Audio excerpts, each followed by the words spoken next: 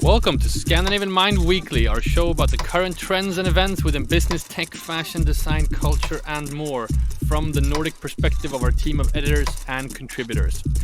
Today on the program, we have been to Coachella, or at least Roland has. We talk about our observations from there. Also, an inside look at Absolut Company's new Metaverse. Art weeks are coming. We talk about what we look forward to Stockholm Art Week, and we plug our new digital fashion special that's rolling out online. I'm Konrad Olsson, editor-in-chief and founder of Scandinavian Mind, and I'm here with my dear colleagues Roland, Philippe, Kretzschmar, editor-at-large, and our junior editor Erik, Sedin. Good morning, guys. Good morning. Good morning. Roland, there was a serious case of FOMO this past weekend from not just you, but a lot of you. You were very good at posting from your adventures at Coachella, but it feels like the whole world of fashion and culture and music was there as well. Just to begin with, what's the overall feeling after having been there? That's a very good question. I actually told my wife yesterday, this is kind of a once in a lifetime experience, in the sense it's the first time I visit. So that in itself is obviously kind of mind opening, right? But it was also the first time in a couple of years that Coachella took place. So the energy during this festival, apparently for veterans and old timers, was something special and unique. There were 120,000 people on site. Obviously, the weather in Palm Springs, perfect. The lineup of artists, crazy. The after parties, the daytime parties, crazier than crazy. So, all in all, this kind of, mind-opening experience that even if I go back in the future, it will not be the same as, this time. Yeah, so we're going to talk about the reason you were there from a professional standpoint, and we'll wait with that and just dive into some of the other highlights from a Scandinavian perspective. Obviously, we had a Swedish house Mafia there with I would say I love them, but I would say the artwork or scenographics that Alexander Wesley had done was I thought it looked super awesome. How did you experience that? Well, you're right. I mean, it was something special, something extra in every sense. They were actually bumped quite last minute to headliner on Sunday, play again this Sunday. Because of Kanye? It was... Yeah, so Kanye dropped out, surprise, surprise. our favorite artist on this show, we mention Kanye every episode. So he dropped out, yes, and... Swedish House Mafia bumped to headliner together with The Weeknd. And Alexander Wesley, as you say, Swedish artist, he did a scenography spectacular in its simplicity, I would say. Giant ring or like a halo, or how do you? Yeah, and actually you can check the whole show on Coachella's YouTube channel.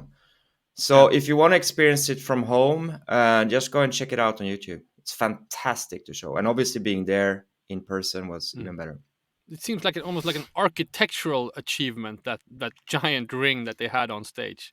Yeah, I've just been I amazed think so as well. It. Yeah. Also, in other Swedish news, this was also the first Spotify live streaming that they did from Coachella with Swedish House Mafia. Is that something that did you see that or experience that in any way on site, or was that mostly for people at home? No. So I was there. It was a release party, after party on Friday night. All right. In a private mansion, which was the craziest mansion I've ever been to. I mean, we can talk about that off the record. Just insane.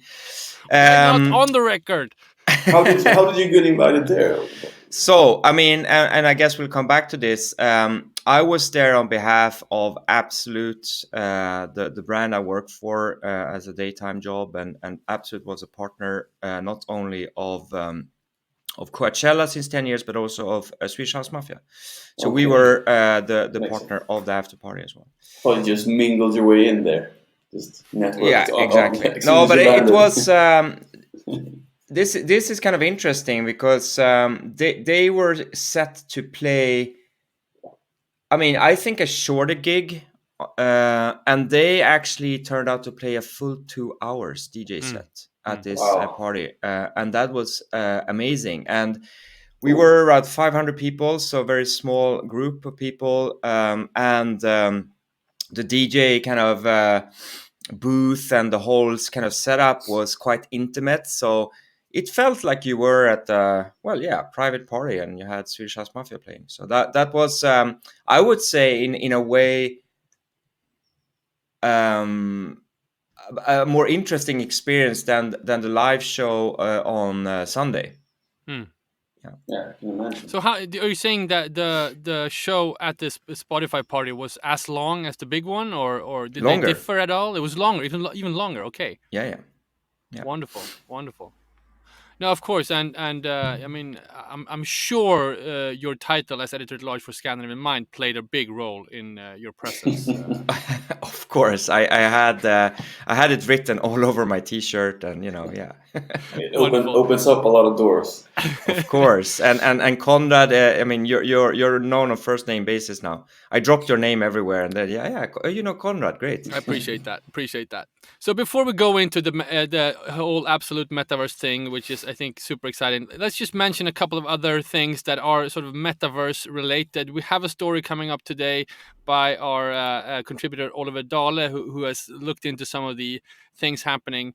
Erik, maybe you can describe. There's also Fortnite did their own kind of Coachella mirroring, like a twin event or sorts.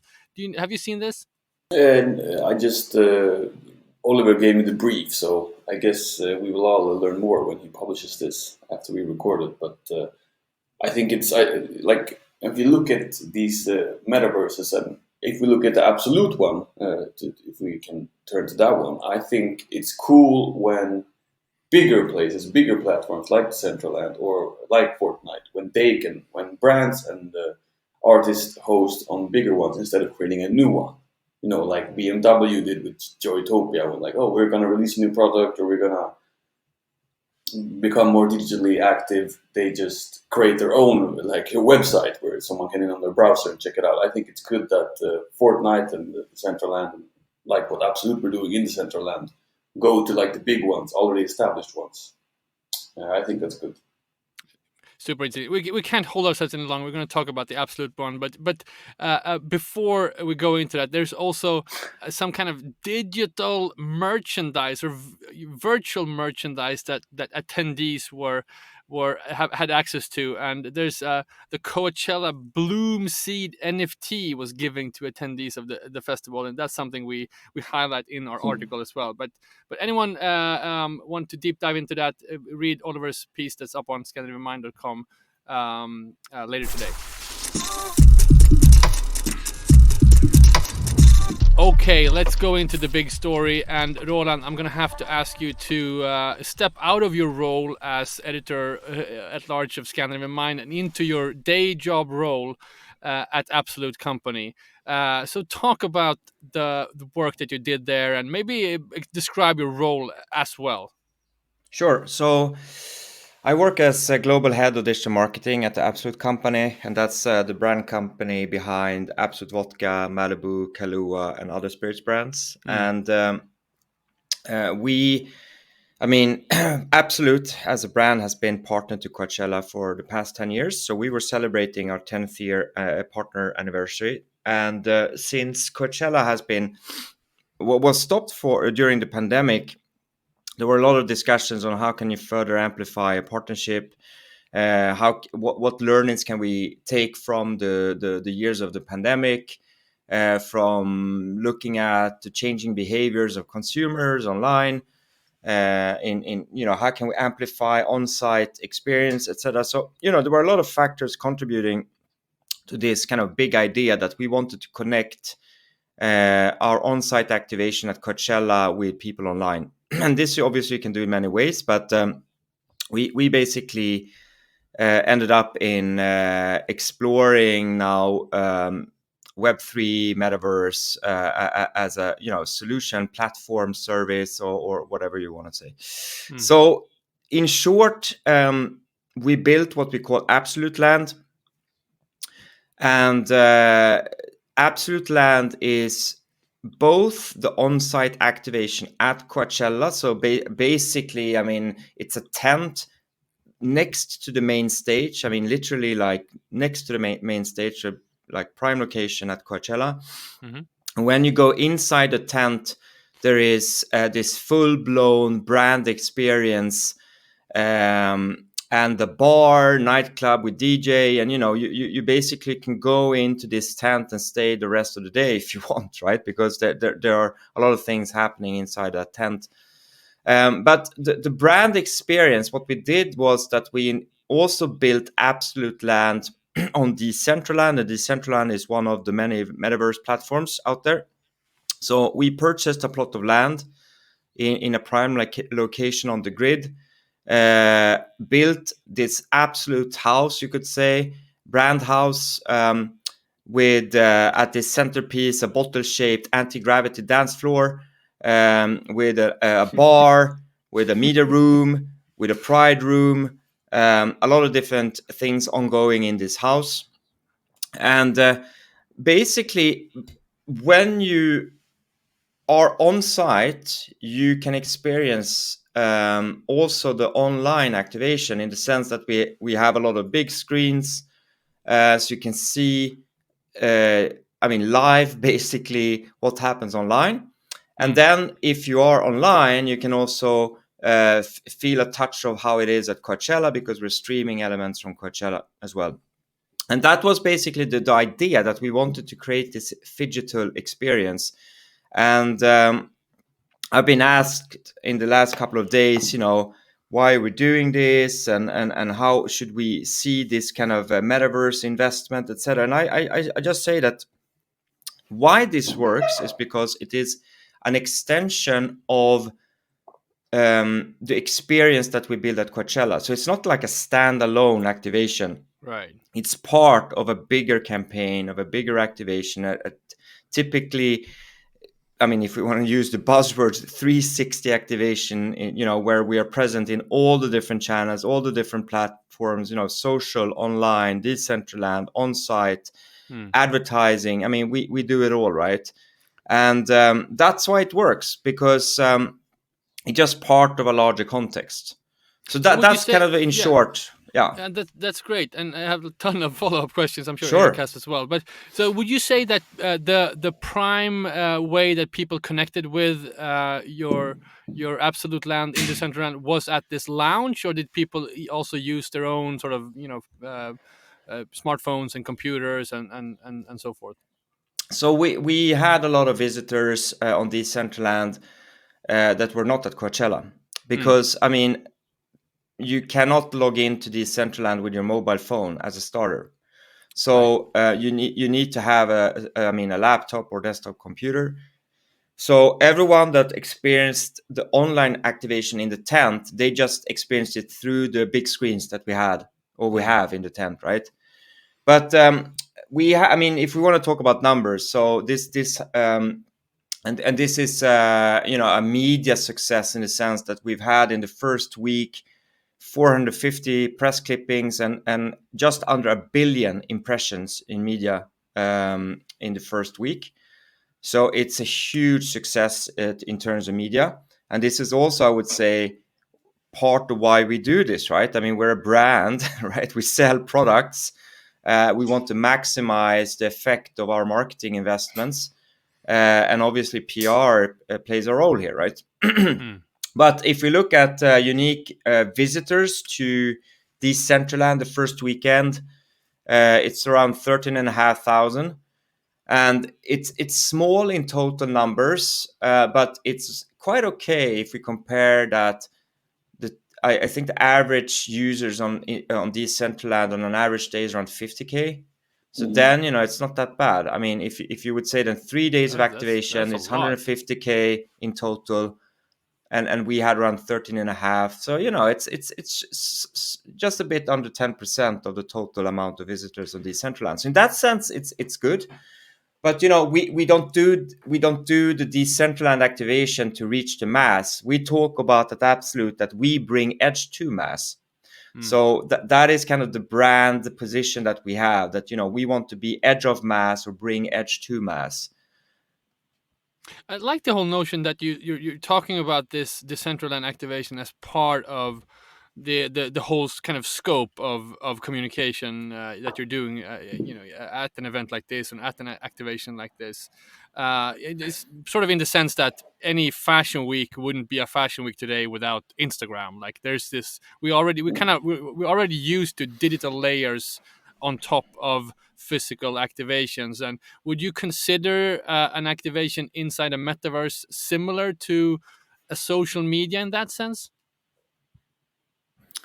Yeah, I mean it's a channel. I see it, and this is we're talking about the early days of metaverse explorations, right?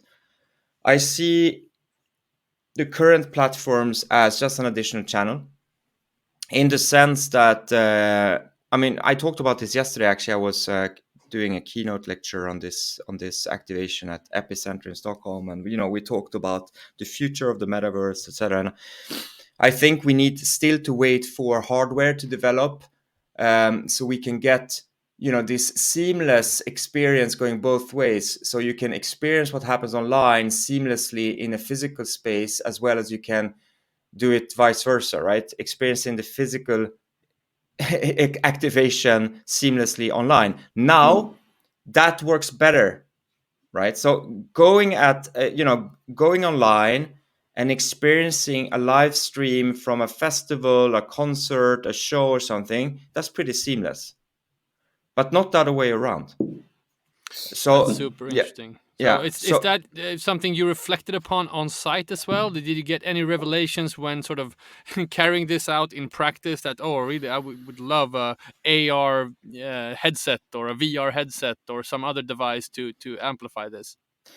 Yeah, I think that's going to be the next step. For example, all the visitors, we had 15,000 visitors to our tent during the weekend. Of course, if we could give them some sort of AR or VR set, that they could use and maximize the experience. Of course, there are these quite cheap AR sets that we could have provided the visitors with today.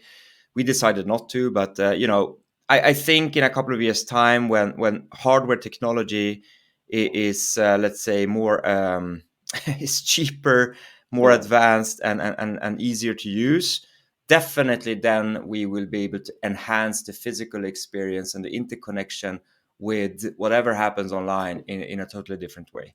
So yeah, that was, let's say, a revelation. On the other hand, and I try to be unbiased and objective when I say this, but I went around, looked at all the other sponsor tents or all the other activations that partners did, and they were still very traditional. Heineken, nothing wrong with them, they're the main partner as well to the event, but they had quite a classical beer garden, with a DJ, and that's it. When you entered our space, it felt fresh, young, vibrant, energetic. It felt new because we had this interconnection with the people online. We had these big screens. You could dance with people online. If you had this avatar online, you could dance with someone in the physical tent or vice versa. It just felt, much fresher. I was going to ask that. I think it's like you were saying there, the intersection of physical and digital. During this podcast, I always said that if I was to buy an NFT or if I was to invest my time or money in some kind of Web3 project or product, I would like something physical too to come with it that I can actually see and use. That's just my opinion. That's what because I don't have a really good VR headset. I'm not fully integrated into the metaverse or whatever. But I was going to ask you, did it come with any perks? Let's say you visited the Decentraland store or space. Could you get any wearables that you could use in the Decentraland, any skins or? So we had different kind of wearables that you could collect. We had virtual drinks. So and this is worth to mention that we are partners also to Swedish House Mafia, and we did we put together different drinks and also exclusive drink with them. You could listen to their latest album on Absolute Land. As well, when it was released worldwide on the different streaming platforms, it was also released on Absolute Land, on Decentraland. And we have these different competitions or hidden kind of NFTs that you can collect, and then you can win, for example, access to Coachella next year or other things. So we basically tried to tick off all the Decentraland / Metaverse boxes in terms of activation, from the Antigravity dance floor. I mean, Antigravity is kind of a common feature in Metaverses. People like to fly, right? To collectibles, gamification, activations, etc. So yeah, we try to tick off all the boxes there. Really, like the anti-gravity dance bar. I guess it's the death of the running man, like in the system, or the moonwalk. Like the kids, they're gonna invent really cool new dance moves. I think that was a key feature of Ready Player One as well, the anti-gravity dance floor in that movie. Wonderful. Roland, congratulations on a great launch. I think, from obviously we kind of become biased by association having you in dual roles here, but we covered this. We asked Oliver to write about it, and he wanted to write mostly about this. So there is something to be said about that, and thank you for sharing the experience. Of course, and for every listener that happens to listen on Friday when we release this episode, you can experience this during the weekend of 22nd, 23rd, and 24th of April as well, because that's the second weekend of Coachella. Yeah, let's put the coordinates down in the show notes. Yes. Good stuff. All right, the global art weeks are happening right now. The Venice Biennale is in full swing down in Italy, and next week we have Stockholm Art Week coming up. I think it's a great opportunity to plug again our Konst podcast that you, Roland, runs in this feed from time to time. Did a great show the other week. Let's talk about some of the observations we've had. There's also affordable art fair that's been going on in Stockholm right now. Roland, have you had the chance to look at this in the sort of Coachella haze you've been in, or what's your thoughts? Well, I try to focus what happens this week, which is the Venice Biennale. So that's the big art event happening this week. Also quite FOMO ridden, I would say. That's it looks amazing from all the feeds and stories. Just being there in this beautiful location, I just want to go there. I agree. I mean, between us, the three of us, circle of trust, right? As a private citizen, I would have gone to Venice Biennale before Coachella, right? So for me, that's we won't tell your bosses. No, no, but seriously, no, but it's you're right. It looks amazing, and of course, people have been craving to meet physically, and it just seems, and we, as you say, we have the opportunity to meet next week. We have Art Week coming up in Stockholm, lots of interesting events. Good. So, is there anything special we want to plug? Recommend our listeners to visit or experience? Yeah. So, I mean. Obviously, all the galleries that are present, check out if they have like shows or events going on in their traditional gallery spaces. So not that is not part of the Market Art Fair or the official events. Market Art Fair you can access by buying a ticket, which is not expensive. So, but still, if you're a student or if you want to experience art for free, check out all the kind of offsite events. Then actually the art talks that Market Art Fair and Stockholm Art Week are organizing are free. So that those art talks are conversations with artists and other interesting people from the art world, basically. So that's a suggestion. Then if you listen to the latest Konst episode, which I recorded pre-Easter, we talk a lot about how to crash the art parties. So cliffhanger. if you want to crash the art parties, listen to the latest episode of Konst. But there isn't one place. Where's the biggest chance of running into you and talking Metaverse and NFTs and stuff? I would say, basically, I'm going to repeat what all the others have been saying, but somewhere around Alma, Nybrogatan, or, that's where I think a lot of the people from the art world are going to meet up and hang. And, there's going to be drinks and music and DJs and yeah. Good. Looking forward to that. And rounding up the show, let's just plug our digital fashion special that was first published in our print issue. That's still on sale, still on newsstands. Pick up your copy on paper cut.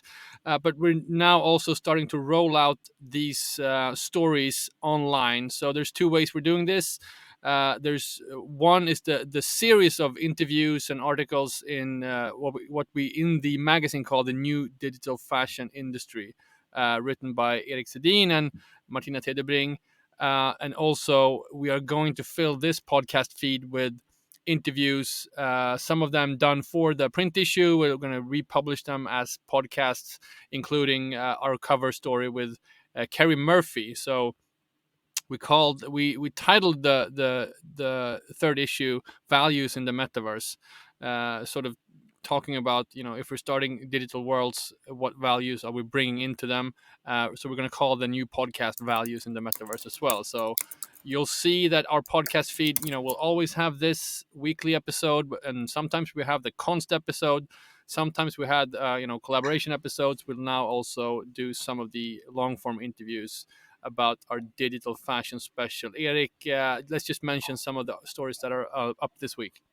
Yeah, so we started with three, three ones that are quite heavy, quite interesting for people to read. Roy Derry, which we talked about here before, of Placebo Digital Fashion House. Nordics and Sweden's, both.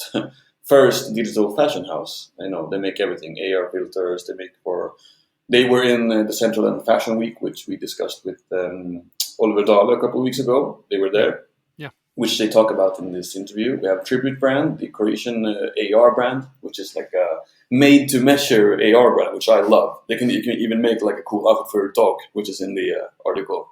Really cool, and it's like one-off exclusives. And then the Marie Isaksson at Massive Entertainment, who kind of gives the gaming side of it. She works as a game developer, so she talks about how gaming influences fashion, fashion influences gaming, etc.